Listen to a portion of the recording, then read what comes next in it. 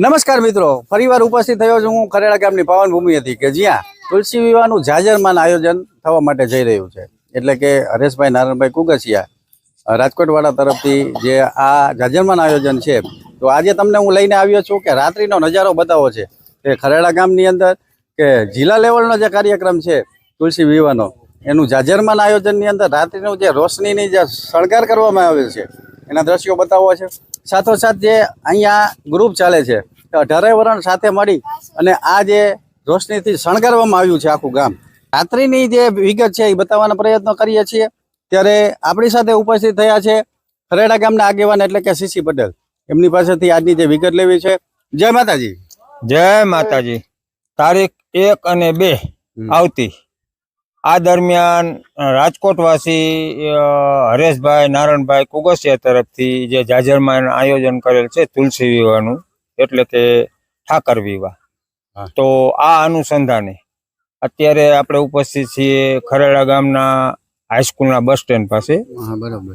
તો સાથે સાથે જે રાત્રે ઝળહળતો પ્રકાશ જે આપણે જોઈ રહ્યા છીએ તે લગભગ 50 યુવાનનું મિત્ર મંડળ છે, જેના તરફથી 18 વરણના એક થઈ અને આયોજન કરે છે। બરાબર।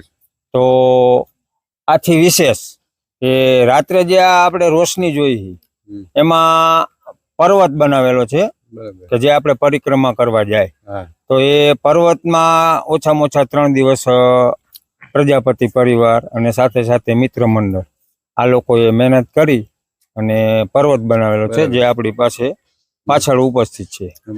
સાથે સાથે આ ગેટ જેને અમે ખરેડા ગામવાસીઓ લાલ ગેટ તરીકે ઓળખતા થઈ ગયા, બરાબર, જે હરેશભાઈ ની દેણ છે।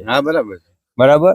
સાથે સાથે અમારા રામજી મંદિર ઝળહળતું જે પ્રકાશ રોશની કરે રામજી મંદિર શણગારેલું છે। સાથે સાથે એક બીજો ગેટ અમારે ધનજીભાઈ ભગવાનજીભાઈ ડઢાણિયા તરફથી બનાવેલો છે, એ પણ ઝળહળતો પ્રકાશમય બની રહેલો છે। સાથે સાથે રાત્રે રાસ ગરબાનું આયોજન છે ફુલેકાના દિવસે, ત્યાં પણ ડેકોરેશન લાઇટનું બધી વ્યવસ્થા એકદમ સરસ મજાની કરેલી છે। આ બધા 18 વરણના એક થઈ અને ગામના સાથે મળી અને આ ભગીરથ કાર્યને ઉજળું બનાવે એવી અમારી આશા। ખૂબ સરસ એમને માહિતી આપી કે 18 વરણના યુવાનો સાથે મળી અને જ્યારે ખરેડા ગામની અંદર જે કંઈ ગેટ આવેલા છે એમને રોશનીથી ઝળહળતા કરેલા છે। સાથોસાથ જે ખરેડા ગામ એક પ્રકૃતિ માટે જાણીતું બન્યું છે, કારણ કે આ ખરેડા ગામની અંદર 5000થી પણ વધારે વૃક્ષો વાવી અને એનું જતન કરીને